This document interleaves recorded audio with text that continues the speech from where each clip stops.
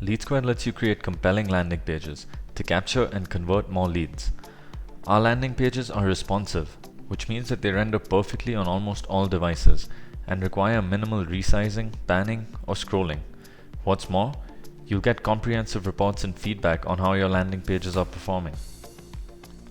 Click the Create Landing Page button to get started. Give your landing page a name and add a marketing tag like Christmas offer, spring sale, etc. We recommend you use the responsive templates option, but you can also bring your own HTML or copy from a previously created landing page. We've created some industry-specific templates you can preview and use to get started. But for the purposes of this video, we'll be using a blank template.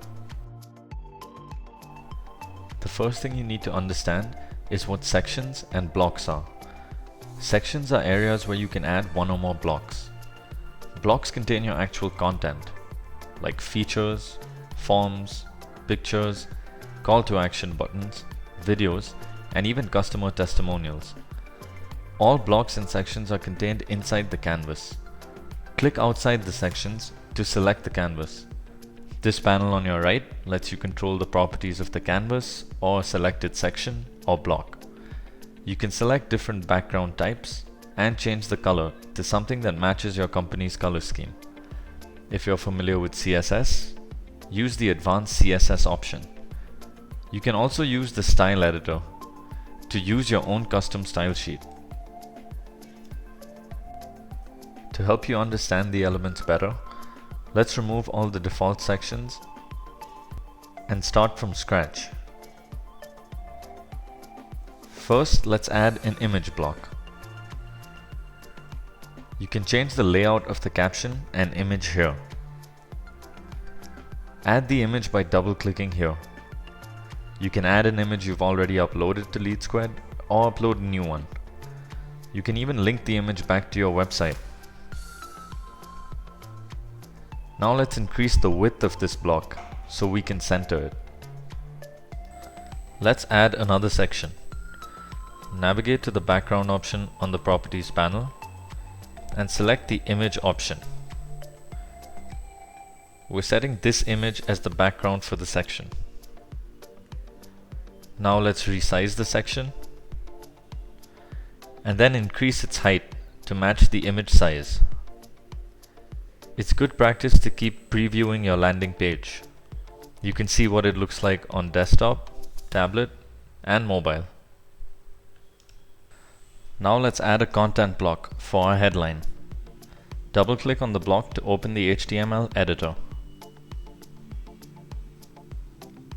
You can choose from a wide range of formatting options like font types, sizes, alignment, etc. If you're making the font color white, you can click the Editor Background button so the text remains visible. You can add a subheading the same way.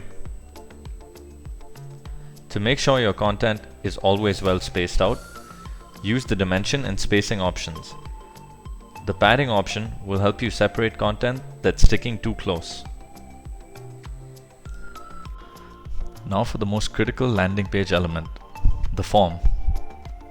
Click the Form block option.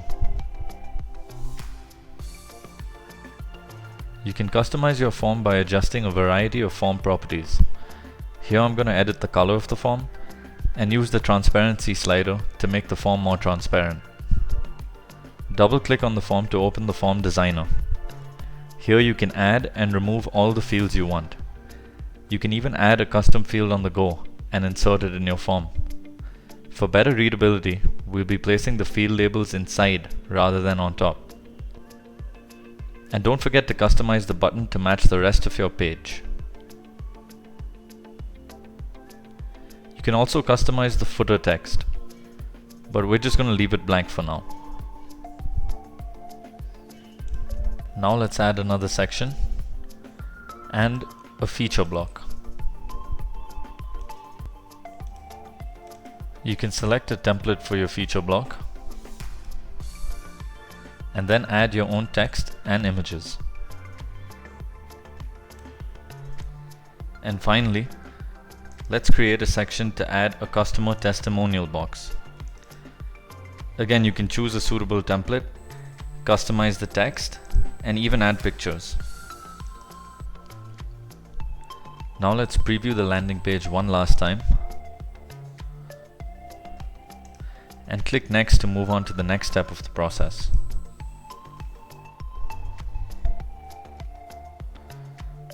Here you can decide what happens when a visitor submits on your landing page. There are three options you can choose from.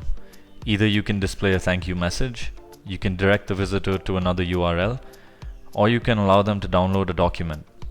Regardless of which option you choose, you'll get a set of handy customization options, like sending an auto-respond email to the visitor's email, sending a notification to the marketer, assigning the lead to a particular Lead Squared user, adding the lead to a list, and so on. Click Next to proceed to the page and SEO settings. You can choose how you want the title of the page to appear on the browser.